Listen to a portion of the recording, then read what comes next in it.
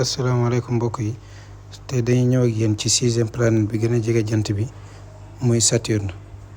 Saturne nag comme ni ngeen ko gisee nii mooy 2e planète bi gën a ngand ci système solaire bi ginnaaw Jupiter. moom it ab planète gazeuse la comme ni ko Jupiter doonee, ndax ñëwoon a ñëw ak yéen ci ñaari type de planètes yi am muy les planètes telluriques ak les planètes gazeuses. Les planètes telluriques mooy yi nga xam ne doj moo leen formé muy Mercure, Vénus, Terre, Mars. ñi ñëw ci planètes gazeuses yi Jupiter ci njëkk, Saturne moo ci topp. comme ni ngeen ko gisee nii def nañ ko fii le géant du gaz, maanaam ponkalam gaz la, gaz bu dajaloo la ba formé wu dem ba nekk ab planète. Saturne nag am na lu tolloog 200 satellites connus wala ëpp na ko, maanaam 200 weer yoo xam ne ñu ngi koy wër.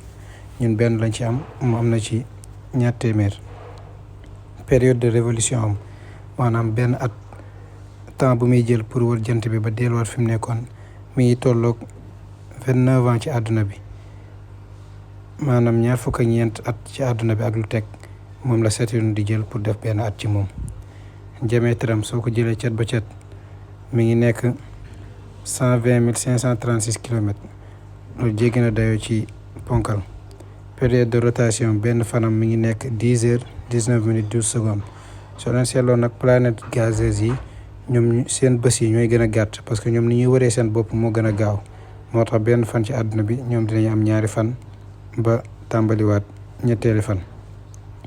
loolu lu ko waral mooy ne gaz bi leen formé mooy gën a yomb pour ñi wër seen bopp que planète yi nga xam ne ay doj moo leen formé. température mi ngi nekk 134 Kelvin, loolu jéggi na dayo ci sedd.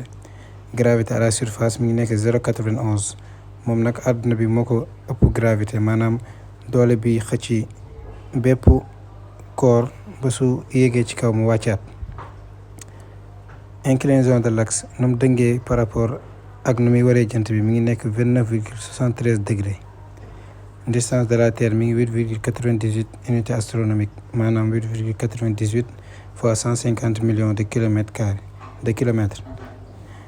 loolu la soree àdduna bi, lu ko jege maanaam 9,80 unité astronomique la soree jant bi.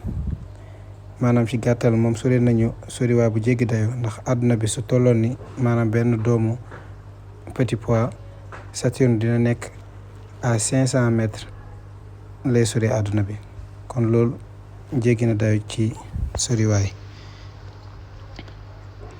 léegi dina ñëw ci yeneen planètes yi tamit.